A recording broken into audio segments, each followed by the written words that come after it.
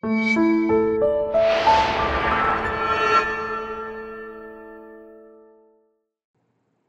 soap smells like Play-Doh.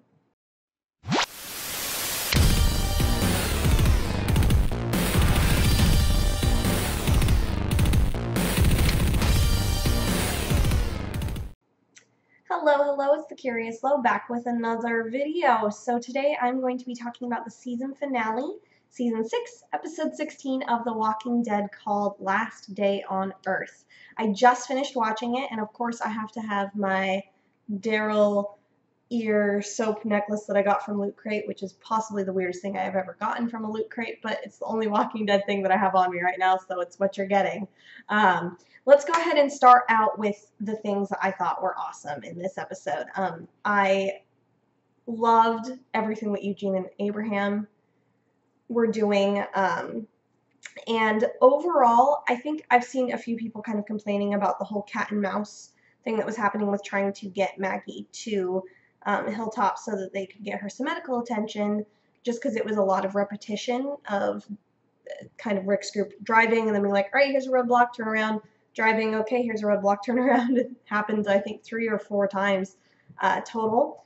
But I think what came out of that was good was that we were seeing some different character moments that were building from there, namely from Eugene and Abraham. There was a really great little goodbye, and when Eugene came up with his plan to kind of distract them with the RV, it really kind of made it seem like his character has finally forgiven himself for lying to them for all that time.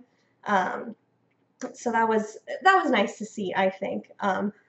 Obviously, Jeffrey Dean Morgan is phenomenal, and finally getting to see Negan was great, and the little bit that we did get to see of him was great. He commands a scene, and I am looking forward to seeing what we'll see from Negan in the future. So yeah, Jeffrey Dean Morgan is just fantastic, and he had Lucille, and I was freaking out, and oh. Now let's get on to some of the things that I thought were maybe a little bit not so good. Carol's character has been freaking out for the last couple episodes, and I personally think is extremely out of character.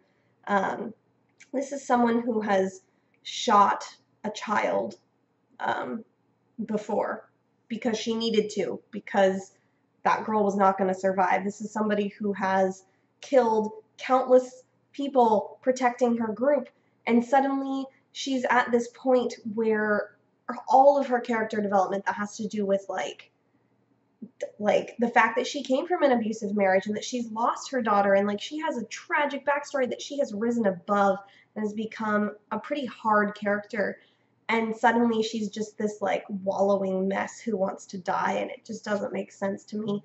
And I don't know. I could believe that there's something else going on there.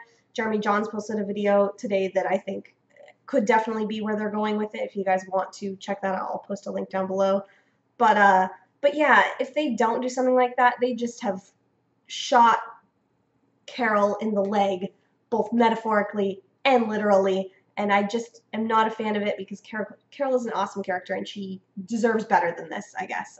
Last little thing that I want to bring up is just that we don't know who Negan has chosen to beat. In the comics, it is a certain character that I was very worried about. He's one of my favorite characters, and I really just didn't want that to happen for them.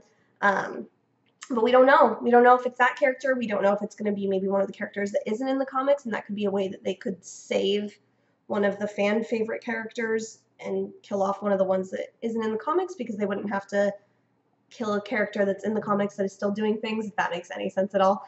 But yeah, so overall, I think it was a fairly slow-moving episode until maybe the last 20 minutes or so, which is different for a Walking Dead finale. They tend to be very, like, non-stop action.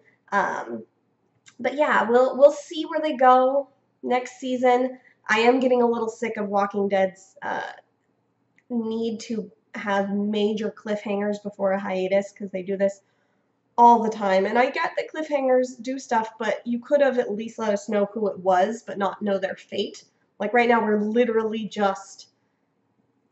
One thing that I did like about the cliffhanger is just the sound design and the choice to go to black and to continue hearing that, like, thud of Negan bringing the bat down. It was a cool choice, but it still doesn't negate the fact that I think that the cliffhanger was a little bit too much, and it's just really yanking the audience along. I can't believe I'm still wearing these ears. Ow.